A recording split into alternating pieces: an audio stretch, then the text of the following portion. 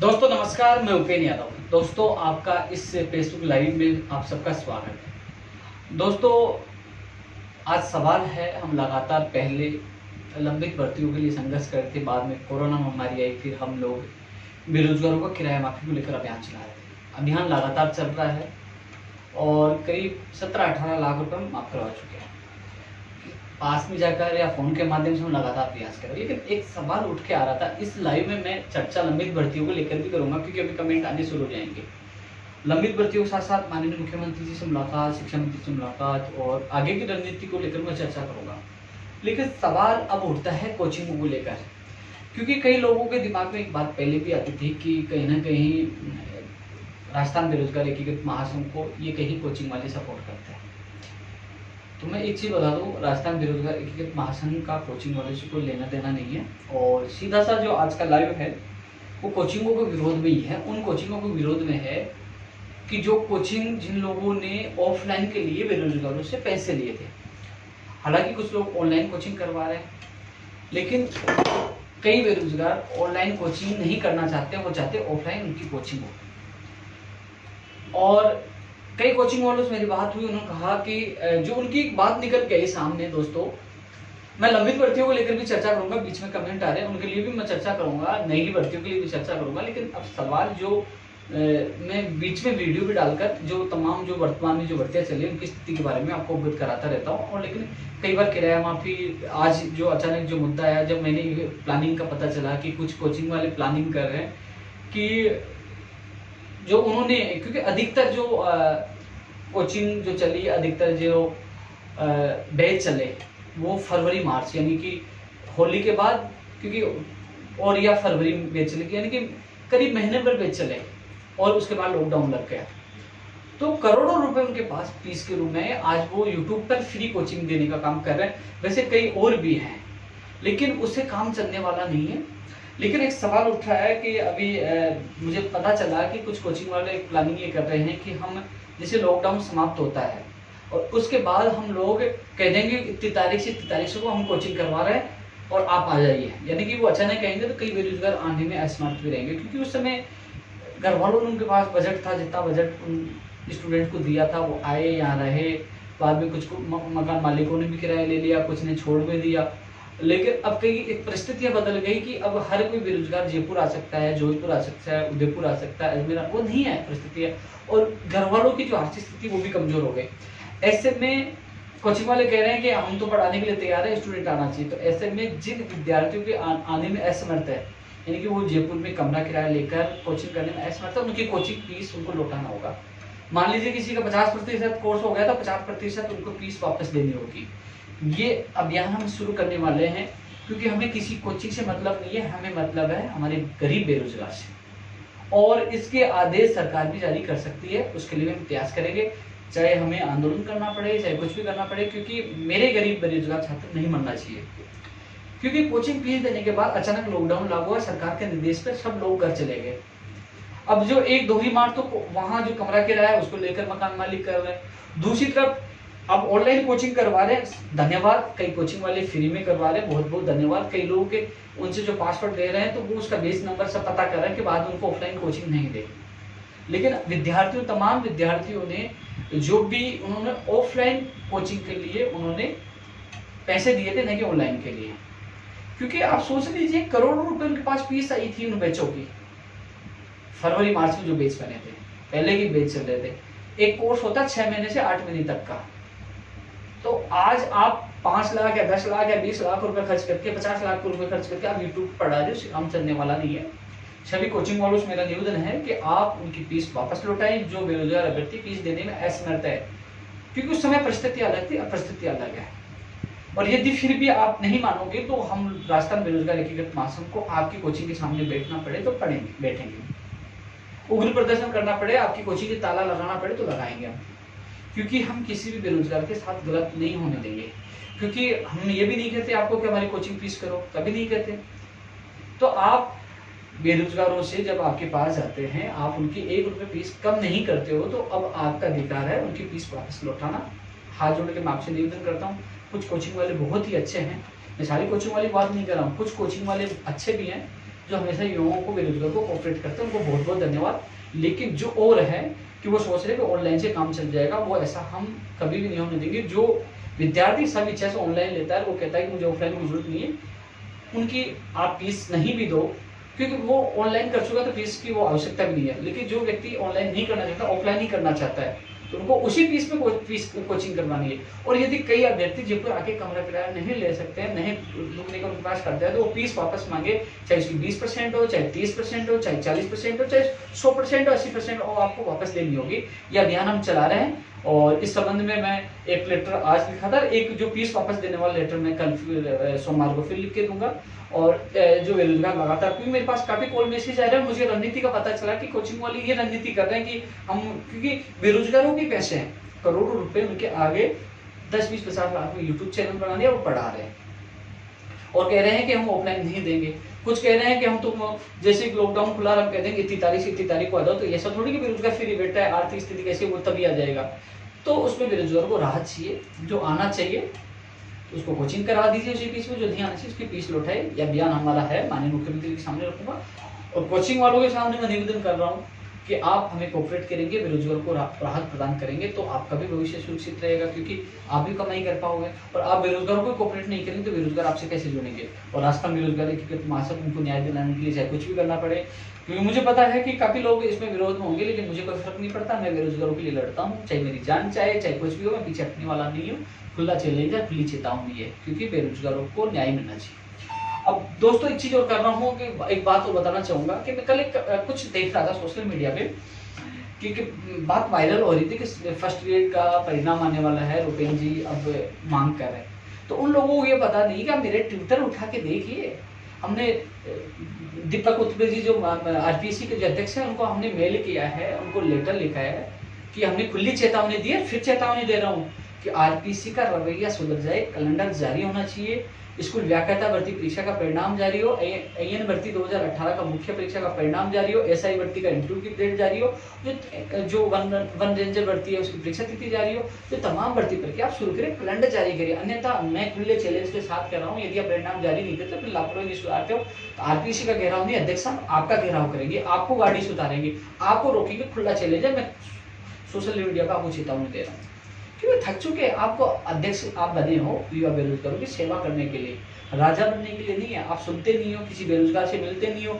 समय पे आरएस भर्ती 2018 कब तक लंबित थी, अब आप लगातार आप अनदेखी कर रहे थे, इसलिए बेरोजगार आक्रोशित। ये मेरा गुस्सा उपेंद्र यादव का नहीं है, ये तमाम बेरोजगारों का आपके प्रति गुस्सा है।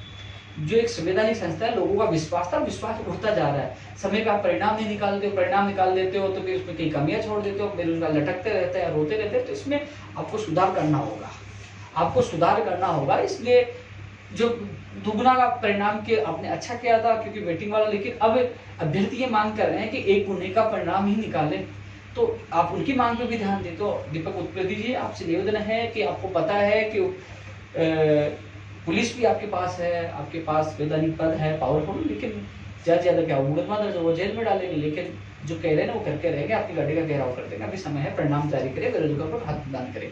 और मेरा पुराना रिकॉर्ड उठा के देख लीजिए, हमने चेतावनी दी तो पूरी भी की है। लोगों में आक्रोश है, गाड़ी का घेराव, आपका घेराव बड़ा, कोई घटना हो जाए इससे, क्योंकि उसका आक्रोश का सामना आपको करना पड़ेगा। इसलिए आपसे निवेदन है कि परिणाम और कैलेंडर जल्द से जल्द जारी करें।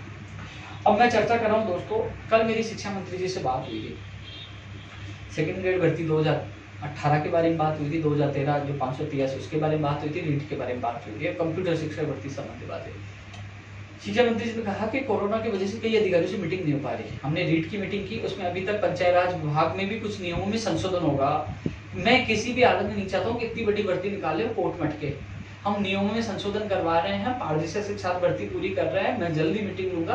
और उन्होंने ये भी कहा कि साहब लोग परेशान हो रहे हैं भर्तियों को लेकर, सेकंड ग्रेड का परिणाम हो चाहे रीट के लिए हो, क्योंकि दोस्तों आप लोगों को मैंने कहा था कि 19 तारीख के बाद शिक्षा मंत्री जी ने टाइम दिया है। मैंने उनसे टाइम भी मांगा था, उन्होंने मुझे टाइम भी दिया था कि 19 तारीख के बाद मिलेंगे। तो कल मैंने फोन पे बात की तो उन्होंने कहा कि देखो कोरोना काल चल रहा है, लगातार अधिकारी भी नहीं आ पा रहे, लेकिन कोशिश कर रहे हैं। तो वो मुझे शायद टाइम देने में 1-2 दिन लग सकता है, लेकिन फोन पे मेरी जो बात हुई, जो मैंने ट्वीट के माध्यम से आप लोगों को बताया था, उन्होंने ये कहा कि पारदर्शिता के साथ रीट 2020 का आयोजन करेंगे और इसमें माननीय मुख्यमंत्री जी से भी सामने वो रखेंगे। और जो पंचायत राज रूल्स में जो चेंज हो रहे हैं, क्योंकि यदि 2 एग्जाम होती तो चेंज होगा। और भी कई चीज़ें हैं। नीट के बारे में मैंने आपको विस्तार से आप लोगों को मैंने पहले बता दिया था और सबसे पहले मैंने आप लोगों को बताया था 2 सितंबर में नहीं होगी। पैटर्न के बारे में मैंने 24 दिसंबर को बता दिया था, बाद में लोग कॉपी करने वाले आए थे। और हम तो धरातल पे काम करते हैं। जल्दी मैं शिक्षा मंत्री से मिलूंगा तो आपकी बात भी रखूंगा। सेकंड ग्रेड वाले अभ्यर्थी लगातार दुखी और परेशान है। लेकिन दोस्तों एक चीज़ बताऊँ, आप लगातार मुझे कमेंट करते हैं, कई भर्ती लोगों को कमेंट आ रहे हैं। कई लोग कहते हैं कि यार आप भी सरकार जैसे झूठ बोलने लगे, आप भी हमें गोली दे रहे हो, आश्वासन दे रहे हो, ये दे रहे हो। लेकिन आप अपने अंतरात्मा पे हाथ रखिए, पूछिए कि आपकी आवाज़ उपेंद्र यादव के अलावा कौन उठाता है। 200 एमएलए आप लोगों ने बना दिया। कोई कहता है कि किराया माफ हो, कोई कहता है कि कोचिंग की फीस वापस हो, कोई कोरोना में घूम रहा है क्या, घर घर जाके हाथ जोड़ रहा है क्या, कोई भर्तियों के लिए। मैं सीएमओ जाके आऊँ 15 तारीख को, पहले भी जाके आऊँ सीएमओ 15 तारीख को जाके मैं हर बात रख के आऊँ हर भर्ती की। उससे पहले 11 अप्रैल को मैंने लेटर लिख के दिया, खुद मेहनत करके सारे आंकड़े बनाकर, चाहे नई भर्ती की मांग हो, चाहे पुरानी भर्ती पूरी होने की मांग हो, हर चीज कौन उठा रहा है मेरे अलावा। सोचिए आप सवाल उठाने से पहले आप सोचिए कि आपके लिए कौन जेल जाता है, कौन अनशन करता है, कौन लाठियां खाता है, कौन भागता है। उपेंद्र यादव के अलावा कोई भी आपके जैसे नहीं है। किसी को वोट से मतलब है, किसी को नोट से मतलब है, और किसी को भाषणबाजी से मतलब है, किसी को लेटर पैड पे लिखकर सस्ती लोकप्रियता से मतलब है। लेकिन जब लट खाने की बारी आती है तो आपका भाई लट खाता है, जब अनशन करने की बारी आती है तो आपका भाई अनशन करता है, जेल जाने की बारी आती है तो भाई अनशन जेल जाता है, कभी पीछे नहीं हटा। और एक बार फिर हम रणनीति बना रहे, क्योंकि माननीय मुख्यमंत्री जी से टाइम लिया, क्योंकि 15 जब मार्च को मैं मिला था, खुद मुख्यमंत्री जी ने मुझे पकड़ के एक साइड में ले जाकर यही कहा था कि आप अकेले आना, कुछ इसमें भर्तियों को लेकर अच्छा रास्ता निकालेंगे। तो मुख्यमंत्री जी ने मुझे खुद को कहा संवेदनशील थे। इससे पहले 3 मार्च को मैं मिला था, तो उसके बाद कोरोना आ गया और फिर एक चुनाव आ गया, तो मुख्यमंत्री जी बिजी थे, वो पूरे प्रदेश का नेतृत्व कर रहे हैं। मुझे समय मिलेगा तो मैं मिलूंगा, मजबूती से आपकी बात रखूंगा। और रही बात, कुछ लोग क्या चाहते हो, बोले कि एक कमेंट दे रहा था कि आप ट्वीट करते रहोगे क्या। भैया ट्वीट एक माध्यम है, ट्वीट के माध्यम से सीएमओ को, मुख्यमंत्री जी को, मंत्री को टैग कर देते तो उन तक बात चली जाती है। मेरा ट्विटर को भी चेक किया जाता है सीएमओ के द्वारा, हर चीज अब वहाँ कि हम क्या करने वाले क्या, वो हर चीज उनके पास अपडेट रहती है। तो ट्विटर के माध्यम से, सोशल मीडिया के माध्यम से, मीडिया के माध्यम से लगातार आप लोगों की आवाज उठा रहा हूँ। अभी कोरोना चल रहा है, धरना प्रदर्शन कर नहीं सकते, 5 से ज्यादा हो गए तो किसी को गिरफ्तार करेंगे, तो वो चीज कर नहीं सकते। इसलिए फिर भी आपने देखोगा ट्विटर के माध्यम से लगातार आपकी भर्तियों की मांग उठाई, चाहे पुरानी हो, चाहे लंबित हो, चाहे नहीं हो, सबकी मैंने मांग उठाई है। परिणाम जारी करने की मांग हमेशा, जहां जहां बेरोजगारों के साथ गलत हो। अब जैसे मान लीजिए किराया माफ अभियान चला, अचानक आया तो लोग भर्तियों की बात कर रहे हैं। मैं भर्तियों की बात कर रहा हूँ, लेकिन किराया माफ भी हो रहा है तो अपने ही साथी हैं, अपने ही भाई हैं। कई लोग मुझे लगातार कॉल और मैसेज करते हैं, मैं उनसे समझ चाहता हूँ कि मैं अकेला सब जगह नहीं पूछ पाता, क्योंकि कई लोग बड़ी आशा के साथ मुझे फ़ोन करते हैं कि उपेंद्र जी आप माली नगर आइए, आप आदर्श नगर आइए, आप टोंक फाटक आइए। मैं जहाँ, आप गुजर खड़ी है, जहाँ मुझे मौका मिलता है मैं चला जाता हूँ, कोशिश करता हूँ, लेकिन हर जगह नहीं पूछ पाता।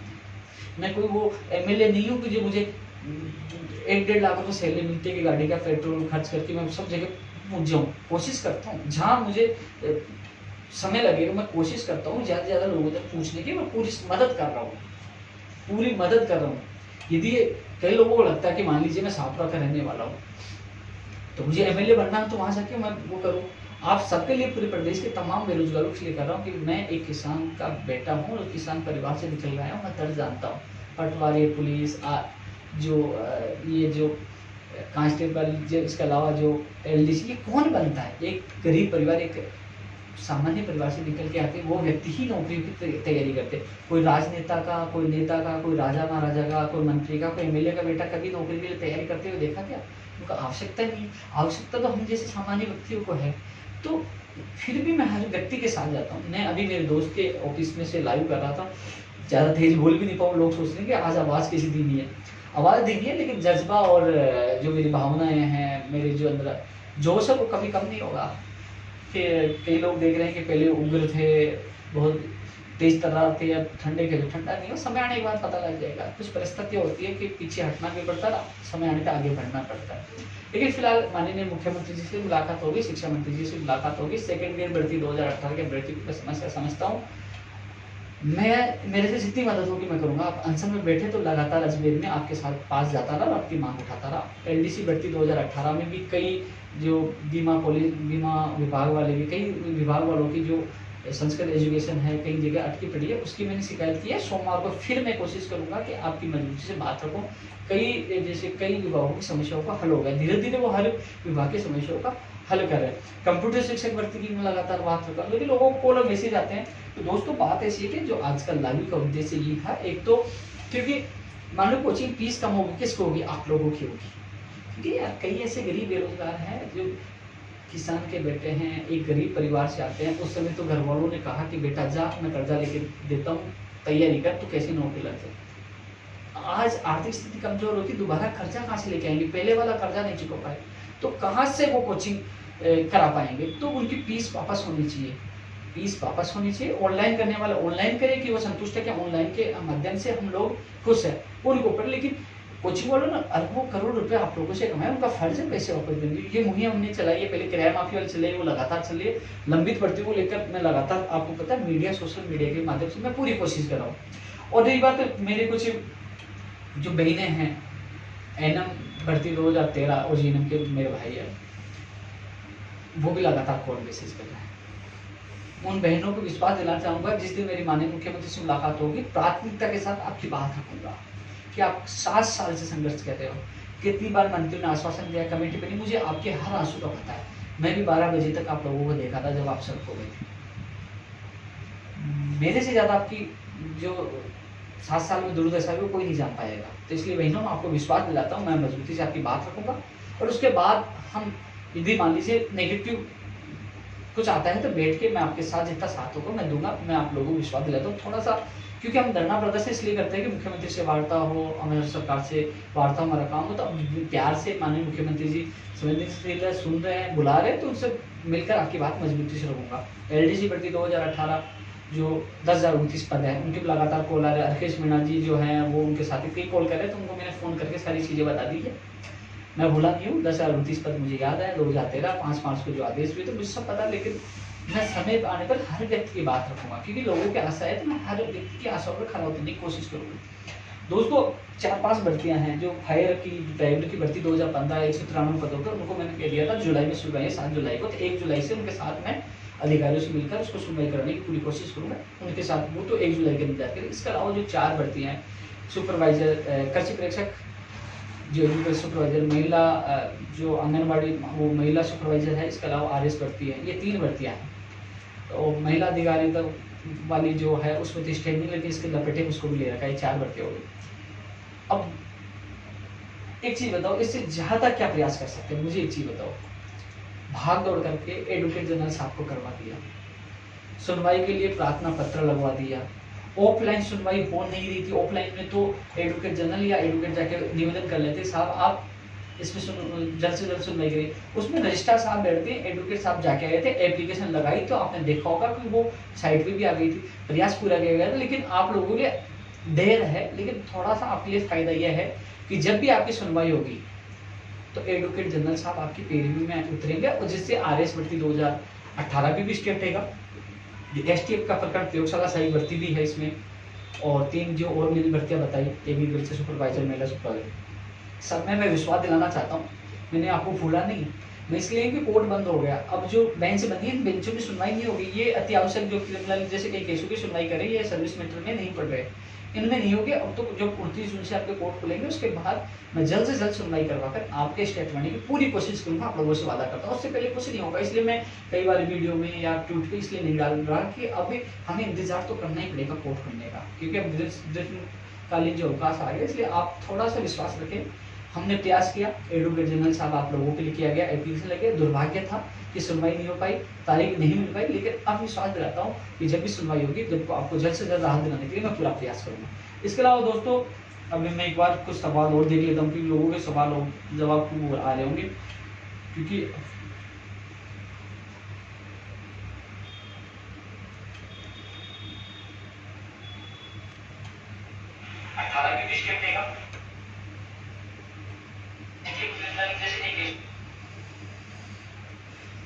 कमेंट देखने के लिए मैंने राजस्थान पुलिस के एग्जाम भैया जुलाई के लिए कह रहे हैं। अब जुलाई अगस्त कोरोना समाप्त होगा, उसके ऊपर है। यदि कोरोना से हमें राहत मिल जाती तो जुलाई में होगी, नहीं तो आगे अगस्त सितंबर में जा सकती है आपके। जूनियर अकाउंटेंट 2013-17 से क्या भाई, एक बार कोरोना थोड़ा सा हल्का जाए, अब न तो धरना प्रदर्शन कर सकते हैं न कुछ करें। आपके प्रतिनिधि मंडल के साथ मैं जाऊंगा, पहले मैंने कहा था।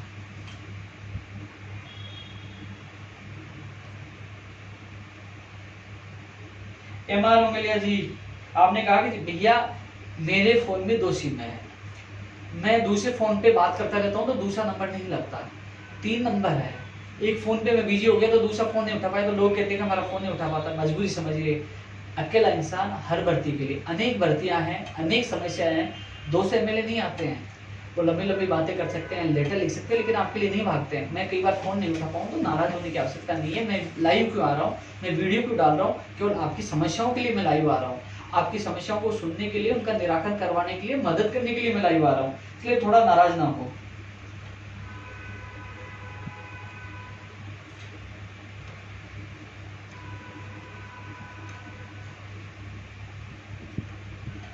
सूचना साइट 2013 वाले मैंने बता दिया। लाइब्रेरियन की एग्जाम कब होगी? सितंबर अक्टूबर में हो सकती है, रामदेव गोदारा जी। रीड पैटर्न के लिए जो मैंने बताया था 2 भी हो सकती है, दोनों पे विचार हो रहा है, जो अच्छा होगा आपके हित में होगा वही होगा। सोहन लाल जी, वरिष्ठ अध्यापक भर्ती 2018 नियुक्ति, बिल्कुल मैं पूरा प्रयास कर रहा हूँ, लगातार मेरे पास राजेश बदाला जी को कॉल आ रहे हैं, अमित शर्मा जी के, मैं लगातार पूरा प्रयास कर रहा हूँ और जैसे होगी मैं अपडेट आपको दे दूंगा। मनमोहन सिंह जी 2015 अग्निशमन 193 पद, मुझे पता है, मैंने जुलाई के लिए कहा है। धन्यवाद दिनेश भाई। रीट मीटिंग अरुणा जी, रीट के लिए कल ही शिक्षा मंत्री जी से बात हुई थी, जो भी अपडेट होगी मैं दे दूंगा। पहले पे आप लोगों को बताया था, हमारा संघर्ष कामयाब हो रहा है, कोशिश कर रहे हैं कि पद भी बढ़े, वेटेज भी खत्म हो, सामान्य ज्ञान भी ज्यादा है, कॉमर्स वालों को लिया जाए, जिसे शिक्षकों को पता है वो पूरी कोशिश करें और सब में हमें राहत मिलेगी। बीएड वाले फर्स्ट लेवल में अलाउ हो क्या? कल शिक्षा मंत्री जी यही कह रहे हैं कि जो एनसीटी में बदलाव हुआ है उसमें राय ली जा रही है कि किस प्रकार क्या करना है, तो बीएड वाले भी मामले भी कल शिक्षा मंत्री जी से चर्चा हुई थी। तो दोस्तों इस मामले में अभी नियमों के अनुसार ही होगा, अब एनसीटी के नियम क्या कहते हैं। नितेश यादव जी, आप प्रार्थना कर रहे हो, हाथ जोड़िए, मुझे आवश्यकता हो तो मुझे बात करा दीजिए, मैं भी निवेदन करूंगा, केवल गांधीगिरी से ही हम किराया माफ करवा सकते हैं। फर्स्ट ग्रेड के रिजल्ट के लिए लगातार हमने चेतावनी दी है, आने वाले वीक के लिए, मुझे तो इस महीने का आश्वासन दिया था, लेकिन जो सोशल मीडिया पे चल रहा है कि सोमवार से रिजल्ट आना शुरू हो सकता है, लेकिन जब तक रिजल्ट जारी नहीं हो जाए आप ये न सोचिए कि रिजल्ट आ गए, हमें प्रयास करना होगा, संघर्ष करना होगा। लगातार हम सोशल मीडिया से, मीडिया के माध्यम से प्रेशर बनाने की कोशिश कर रहे हैं। मैं लगातार लेटर लिख रहा हूँ। 15 तारीख को सीओ में जाकर फर्स्ट ग्रेड की भी मैंने बात रखी थी, आरपीएससी की अलग बात रखी थी, अधीनस्थ बोर्ड की अलग, तमाम मैंने जो चीजें मुझे याद थी मैं लेके गया था, मैंने उनके सामने रखी थी और उन्होंने नोट किया था कि वो आरपीएससी के अधिकारी से बात करेंगे। लेबर असिस्टेंट का मामला वही है। पटवारी कब होगी भैया? पटवारी सितंबर अक्टूबर फार्मासिस्ट और पुस्तकालय अध्यक्ष होगी, तो ये देख लीजिए नवंबर दिसंबर या जनवरी फरवरी आगे जाएगी पटवारी।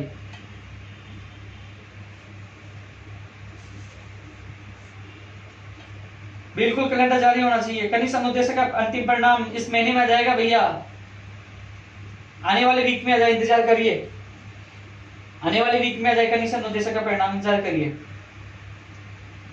587 के लिए सुरेंद्र भाई पूरी कोशिश है, आपकी फाइल दोबारा चल चुकी है, बस सीएम साहब से मिलने का इंतजार है, मुझे आपकी पीड़ा पता है, मजबूती से मैं आपकी बात रखूंगा।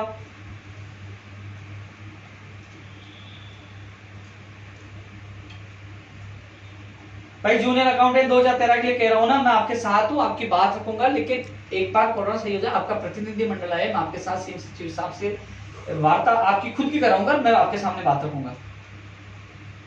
एसटीएफ वाला मामला पता भैया, एनटीटी का भैया इसी महीने में आएगा, डेटा अधीनस्थ बोर्ड नहीं पूछा। रामजी लाल जी मुकदमे वापस हो जाएंगे, नो टेंशन रहो आप। नरसिंह भर्ती जो लेखराज जोरलाल जी, मुझे पता है, दिल से मैं आपके साथ हूं, मुझे आपकी पीड़ा पता है, भी मैंने बहनों का दर्द कई सालों से देखा, उनके आंसू देखे हैं, मैं साथ हूं। सामान्य प्रशासन के एलडीसी अटक गई क्या? चलो ठीक है, इसको मैं नोट कर लेता हूं। रोडवेज की मोटर वाहन उपनिरीक्षक वाली भैया आरपीएससी के लिए कहा जा रहा है कि आरपीएससी कार्रवाई की भी कार्यविभाग में फाइल पड़ी है, और फिर किसी व्यक्ति का फोन आया था, वो कह रहे हैं कार्यविभाग से तो वो परिवहन विभाग चली गई। एक बार मैं प्रताप सिंह जी से खाचरवाल जी से इस संबंध में बात करूंगा, जिसे इसकी वैकेंसी जल्द से जल्द आए।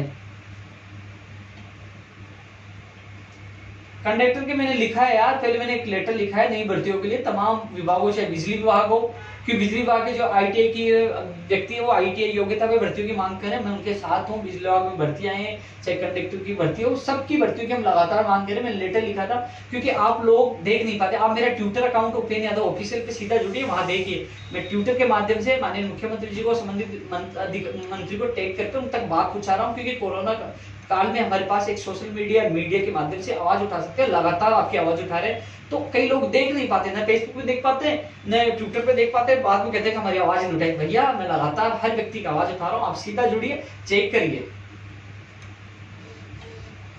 आइए का बैकलॉग यार, ये आइए का बैकलॉग बाकी है क्या भी? अंकुश जैन जी इस वीक का इंतजार करो, मैं कल बात करता हूँ, कल तो नहीं, संडे मंडे को बात कर, कल ही बात करके बताता हूँ आपको इसके एग्रीकल्चर सुपरवाइजर वाले। वोमन सुपरवाइजर भी वही एसटीएफ मामला है। वन रेंजर वाला भैया पहले आपके फॉर्म नहीं आई थी, आवेदन प्रक्रिया शुरू नहीं हुई थी, फिर हम पूछे, लगातार मेहनत की, उसके बाद आवेदन प्रक्रिया शुरू हुई, अब परीक्षा बाकी रहेगी। तमाम ये स्थिति हो गई कि परीक्षा के लिए, यानी कि विज्ञप्ति जारी करवाने के लिए, भर्ती निकलवाने के लिए संघर्ष करो, और भर्ती आ गई तो परीक्षा के लिए संघर्ष करो, और परीक्षा आ गई ना तो रिजल्ट के लिए, रिजल्ट आ गया तो दस्तावेज सत्यापन के, दस्तावेज सत्यापन हो गए तो ज्वाइनिंग के लिए। हर पल हर जगह में संघर्ष करना पड़ता है। क्या करें, सिस्टम ही ऐसा है। लेकिन सिस्टम से लड़ेंगे और जीतेंगे, हम सबको मिलकर इस सिस्टम से लड़ाई लड़नी होगी। एक मजबूती से हम रणनीति बना रहे हैं, क्योंकि ऐसा नहीं है कि हम चुप बैठे, नहीं, रणनीति भी बना रहे हैं, बड़ा धमाका भी होगा।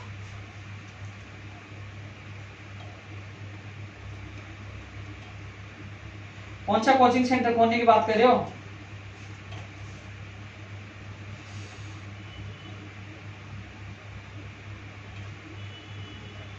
ये चीन वाले नहीं सुधरेंगे। ये देखो मेरे भी बीच में मोबाइल में डाले, सुधर जाओ चीन वालों, ये तुम्हारे जूते पड़ेंगे। मेरे उन्हें शहीदों को भी नमन करना चाहूंगा जो हमारे देश की रक्षा के लिए शहीद हुए हैं, और साथ में माननीय प्रधानमंत्री जी से कहना चाहूंगा कि मेरी आवश्यकता पड़े तो मैं फ्री सेवा, देश की सेवा के लिए मैं आने के लिए तैयार हूँ। मुझे बॉर्डर पर कहीं भी भेज दीजिए, जान भी देने के लिए तैयार हूँ, क्योंकि हम देश के साथ हैं, हमारे लिए देश पहले है। ये चाइनीज नहीं सुधरेंगे। और दोस्तों एक चीज और कहना चाह रहा था, एक छोटा सा मेरा सभी युवा साथियों से निवेदन है कि लोग कह रहे हैं कि चीनी सामान का बहिष्कार करो, कई लोग टीवी मोबाइल फोड़ रहे हैं, लेकिन जिस चीज के लिए हमने पैसे खर्च कर दिए, मान लीजिए मोबाइल है 10,000 रुपए का मैंने फोड़ दिया, तो 10,000 रुपए मेरे पास कहां से आएंगे? खुद को नुकसान मत पूछो, भविष्य में कोई भी सामान नहीं खरीदे। शपथ लो आप सब कि हम शपथ लेते हैं आज कि न तो मैं खरीदूंगा, न मेरा परिवार के सदस्य कोई सामान खरीदेंगे, कोई भी चीज सामान नहीं लेके, वो आगे के लिए शपथ लो। खुद को नुकसान मत पूछो, आप पैसे जो आपने खर्च कर दिए वो चीन तक पहुंच चुके, तो खुद को नुकसान मत करो, लेकिन भविष्य की शपथ खाओ कि आज हम शपथ खाते, तब हम सबको मिलकर ये अभियान को मजबूती से चलाना होगा, जिससे चीन की कमर हम तोड़ सके।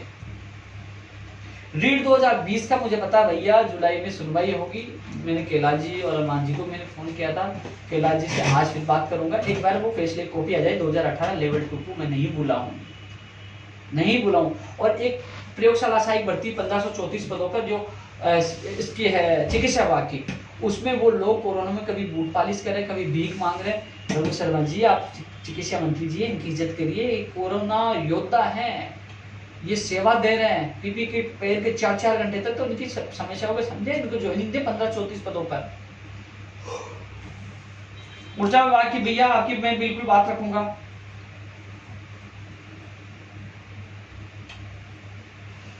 चलो काफी लंबा हो गया लाइव, लेकिन उद्देश्य यही था कोचिंगों को लेकर कि कोचिंगों की फीस वापस बेरोजगार को लौटाई जाए, जो बेरोजगार वापस नहीं आ पाए, और जो आ जाए उन्हीं फीस में वापस कोचिंग करवाई जाए। वो अभियान हमारा अब चालू होगा जैसे कोरोना समाप्त। एक चीज और मैं कह रहा था साथियों, एक मैंने आज एक लेटर लिखा था कि माननीय मुख्यमंत्री जी जल्द से जल्द कोचिंगों को खोलने के लिए फैसला करें। कुछ लोगों को लेटर की लैंग्वेज या फिर मुझे नहीं लगता कि वो कुछ जानबूझकर ज्ञानी बनने की कोशिश कर रहे हैं। मैंने ये नहीं कहा कि कल कोचिंग खोल दो, वो कह रहे हैं कि उपेंद्र यादव जी बोले बच्चों को मरवाना चाहते कोरोना में। मैं ये कह रहा हूँ कि चाहे सितंबर में खुले, चाहे अक्टूबर में खुले, चाहे जुलाई में खुले, चाहे दिसंबर में खुले, जिससे बेरोजगार अपने आप को ये कह सके हाँ कि हमारी कोचिंग शुरू होगी। कई लोग चिंतित हैं कि यार हमारी कोचिंग शुरू होगी कि नहीं होगी, हमारी फीस का क्या होगा, हम लोग कोचिंग कर पाएंगे नहीं कर पाएंगे। तो जिससे क्या है कि एक बार वो लोग अपना लक्ष्य बना लेंगे, अपना टारगेट बना लेंगे, जिससे वो उनको पता चले कि कोचिंग कब होगी। मैं ये नहीं कह रहा कल से खोलो, और अब धीरे धीरे स्थितियां सुधर रही हैं। 77% से ज्यादा रिकवर रेट, जो सही होने की रेट राजस्थान की है, धीरे धीरे बढ़ रही है, धीरे धीरे स्थितियां सामान्य होगी, सुरक्षा भी है। लोग जा भी रहे हैं, घूम भी रहे हैं, जयपुर सब जा रहे हैं। यार मैं भी लगातार घर घर जा रहा हूँ, मैं तो अभी कोरोना पॉजिटिव नहीं हुआ ना। घर से निकलना होगा, सुरक्षा रखनी होगी, और ये नहीं करो कल ही कोचिंग खुले, लेकिन कोचिंग खुलना आवश्यक है। राजस्थान पुलिस की जब एग्जाम करवा सकते हैं, जुलाई के लिए कह रहे हैं कि जुलाई में होगी, 15-16 लाख से ज्यादा लोग हैं, तो कई लोग फीस दे देते, वो कोचिंग के लिए तरस रहे। तो इसलिए यही है कि सामान्य स्थिति जैसे हो, सुरक्षा के साथ जल्द से जल्द कोचिंग खोली जाए, या जब भी खोली जाए उसके निर्देश दिए जाए, कि आदेश दिए जाए कि इस महीने में कोचिंग खुलेंगी। जो लोग जो इंतजार कर रहे हैं कि हमारी कोचिंग कब खुलेंगी, तो उनको राहत मिल सके, इसलिए मैंने लेटर लिखा है। लेकिन ये ना सोचे कि लोग मर जाएंगे, अरे मुझे तो मेरे प्रदेश के युवा साथियों से प्यार है ही नहीं, आपको ही है। तो ऐसे फालतू जो कमेंट करते हैं, अच्छा नहीं लगता यार। आप सोचिए, घर से आप तो निकल लिए, मैं तो कोरोना में घर घर घूम रहा हूँ, आवाज उठा रहा हूँ, कोई तो आपका एमएलए एमपी कोई तो नहीं आ रहा। लेकिन एहसास तब होगा ना जब हम सब कुछ छोड़ देंगे, हमने अध्यक्ष छोड़ा, संयोजक प्रवक्ता है वो भी छोड़ देंगे, जब पता होगा ना कोई आवाज उठाने वाला नहीं है। दूसरा आ गया, वो कहेगा भैया मुझे ज्ञापन के पैसे दीजिए, मुझे प्रेस कॉन्फ्रेंस के पैसे दीजिए, मुझे पेटीएम करिए। जब आप लोगों को लूटेंगे, जब आप लोगों से डीजल के पैसे मांगेंगे, जब आप लोगों की बात उठाने के पैसे मांगे, तब एहसास होगा कि बेरोजगार महासंघ का कोई लीडर था, कोई अपनी आवाज जो बिना पैसे लिए अपनी आवाज उठाता। तब समझ, अभी समझ नहीं आएगा। अभी तो ये कह दो कि हमारी आवाज नहीं उठा रहा, उसकी आवाज, अरे अकेला इंसान हूँ यार, हर व्यक्ति की आवाज उठाने की कोशिश करता हूँ। हर लाइफ में मैं बात आपको राहत देने के लिए कि आप संतुष्टि आपको मिले, आपकी टेंशन कम हो, आप डिप्रेशन में नहीं आए, क्या स्थिति है, क्या करने वाले, हर लाइव क्यों आता हूँ। लोग नेता लोग तो इसलिए आते हैं फेमस होने के लिए, हाँ मुझे फेमस नहीं होना है, केवल यही है कि आप लोगों को संतुष्टि मिले। 2 लाख से ज्यादा लोगों को ज्वाइनिंग मिली, उनके माता पिता, उनके परिवार को मुझे आशीर्वाद मिल रहा है, मैं खुश हूँ। लेकिन इसलिए कि लोगों को राहत मिले, इसलिए मैं आपके बीच में लाइव आता हूँ। मैं जो कई बार लाइव यार वीडियो डालता हूँ, ये सोचता है यार कौन वीडियो डालेगा, मैं तो दुखी हो जाता हूँ। लेकिन नहीं, मैंने कहा यार बेरोजगार दुखी है, उनकी पीड़ाओं को देख के मैं वीडियो डालता हूँ। तो दोस्तों जल्द ही मैं एक और लाइव या वीडियो के साथ लौटूंगा। आप लोग इस जो भी अभियान हम चलाए उसमें बढ़ चढ़ कर हिस्सा लें और हमें अभियान को सफल बनाएं। जय हिंद, जय भारत।